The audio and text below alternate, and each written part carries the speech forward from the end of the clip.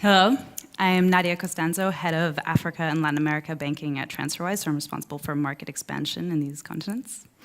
And I'm Ani. I'm a product manager in Transferwise, also looking after the Latin American expansion, but more from a customer's perspective.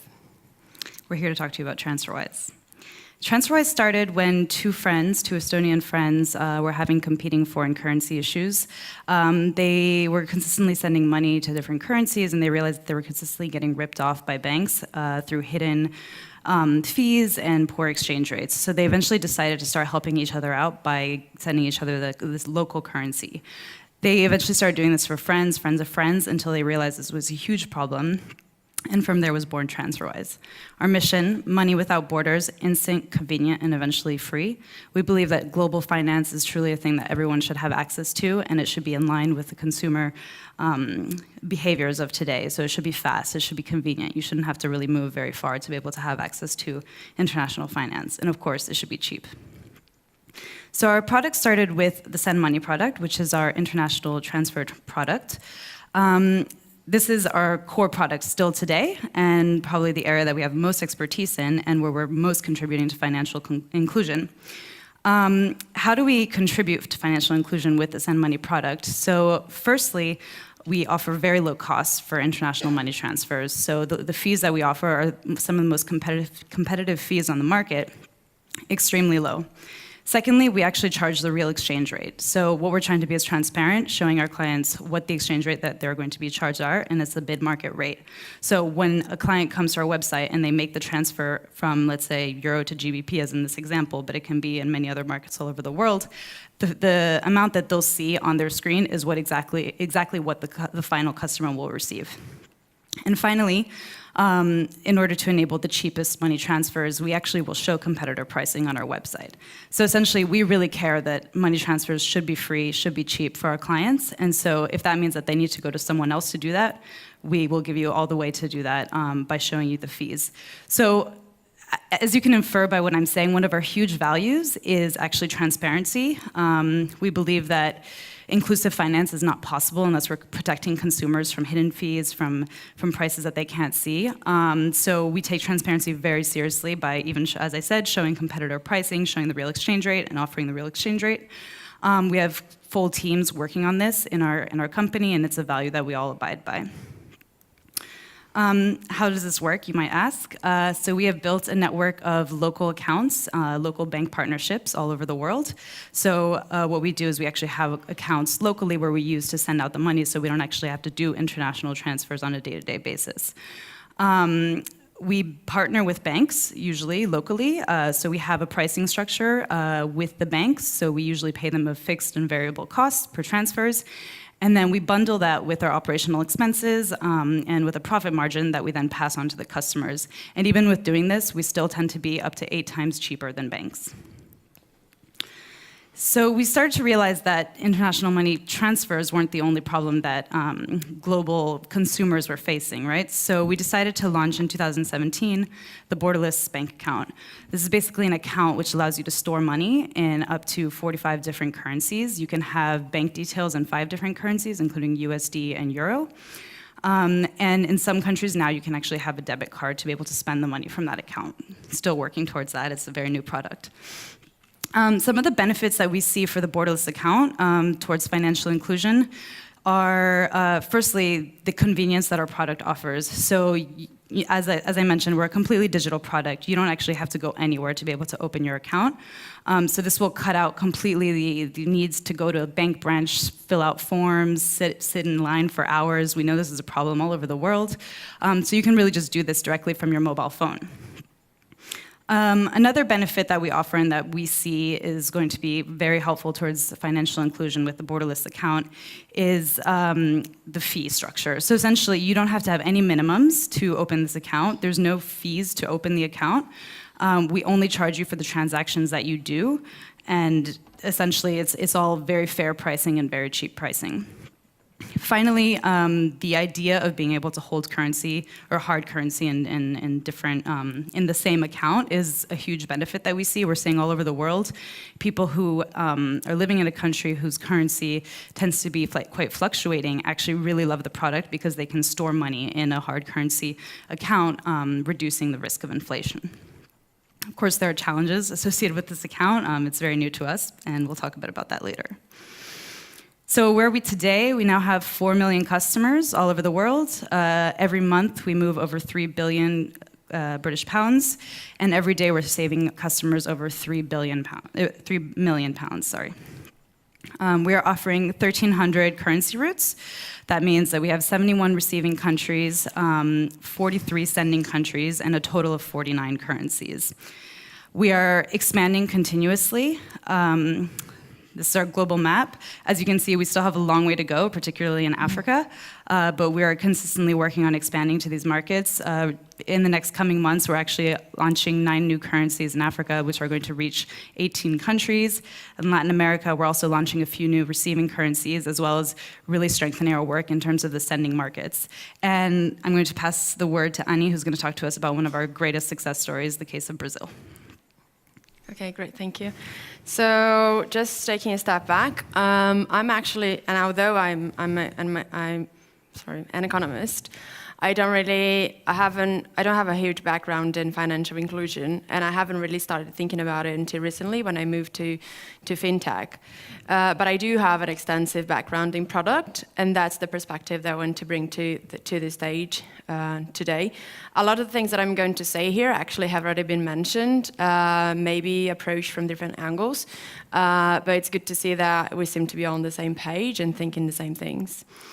So our story in Latin America started in 2015 when we started sending money to Mexico, Colombia, and Brazil. And Brazil, all of them picked up really quickly, and our volumes started growing.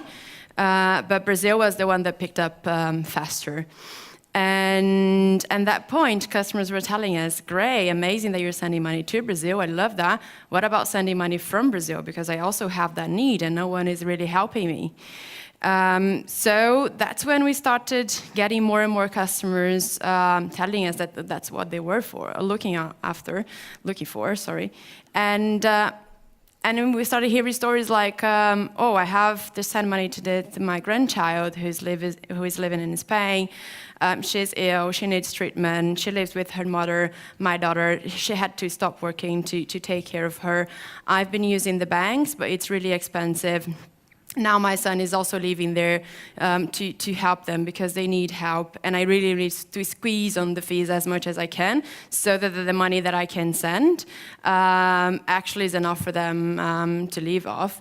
And this is the story of like Mr. Juan, who is a farmer that lives far away from a branch in Brazil, and that is one of our happy customers that I had the chance to personally meet in Brazil in one of my many visits, like to be with our customers.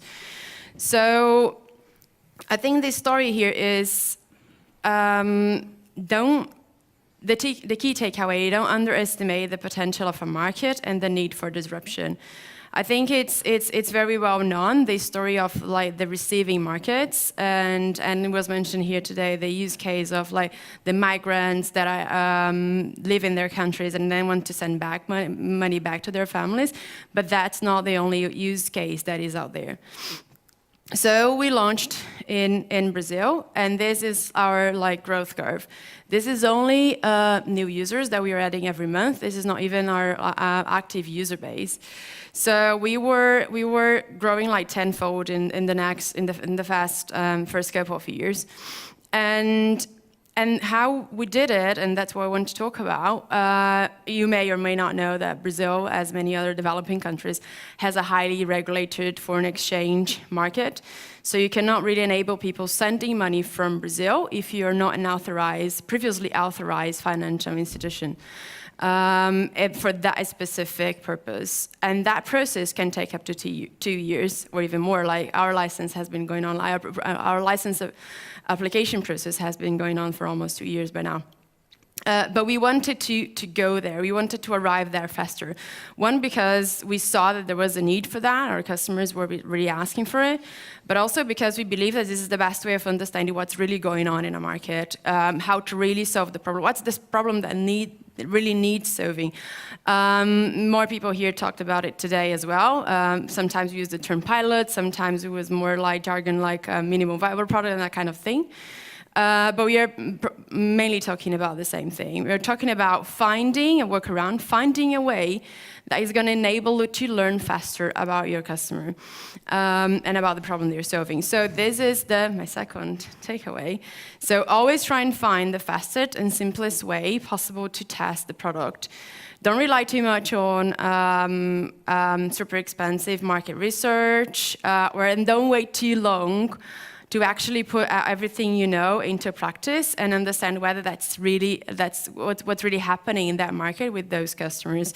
Nothing is going to replace the customer interaction and the qualitative and quantitative insights that you're going to get from observing real people using your product. And so we launched in Brazil through the means I've just described, and we started getting our first customers. This is actually pretty recent, but our customers have been pretty happy with what we offer them from the very beginning, although there are many flaws in the product and many things to be improved. And the fact that we don't have our license in Brazil and we have these intermediaries in place, it also means that we are not as cheap as we would like to be, and we are quite far from the eventually free, but we are still at least 5 to 6 times cheaper than banks and other providers that have been using to send money abroad, not to mention the convenience and the speed. That is also one of the things that we prize ourselves for. And what we've seen happening in this country, what we've seen happening in Brazil, and what to me as a product person is one of the most powerful indications that we're actually doing a good job, is that our customers are telling other customers about us. And this is how we've grown in Brazil. 75% of our customers join us because they were told by someone that we are good, that they can trust Transferwise, and they should use it. But more than telling customers, they are almost bugging their friends and family.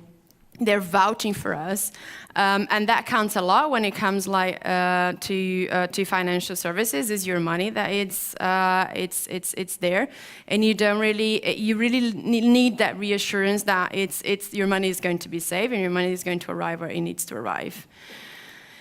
And that brings me to this. Actually, those two things are connected, like building a product that is actually solving a real problem in a meaningful way and delivering value to the customers with the way that we've been doing this. So this is, we are very transparent, as Nadia has already mentioned. And this is actually a graph that went out to all of our customers just a couple of weeks ago, showing our cost structure, our margins, and how we price our services. So in every market, we try and identify, okay, how much is it gonna cost for us to send? And that's how we put a margin on top of that, and that's how we pricify. And if different routes have different costs, we pricify it differently because we think it's not fair to customers to one customer pay for the service that the other customer is getting. But the reason also that I'm bringing this up is not only to highlight our transparency value, but mostly to say that Transferwise was born out of the fact that we are tired with customers and ourselves being ripped off by other financial institutions when we're sending money abroad. So, and we've become a company to actually try and address and create a fairer financial system for the people who live these global lives. But we haven't, although this is at the core of what we do and our hearts, we are a very mission-driven company. But we are also a private company, a profitable company, and we are after profits. So I think one of the things that has already also come up here today, and I just want to highlight once again, is that you can do this, You can address the needs of the people in this market and it still be profitable. And I believe, especially after listening to what the people had to say here today, that this might be one of the tools, if not the most important tool, to scale financial inclusion. So key takeaway number 3, solve a real problem in a meaningful way for your customers, and you have a sustainable business in your hands.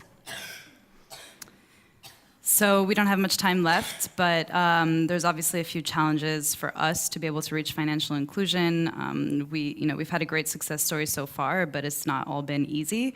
I hope to be able to discuss some of these challenges with people from the audience later today, but some of them include outdated regulations, especially when we're trying to enter these slightly less developed markets. It's much harder for us to enter when they have outdated regulations. Costly and complex compliance requirements, cash-heavy societies. As we mentioned, we're a digital-only business, so in some markets, it's actually really hard for us to reach the real need of the market.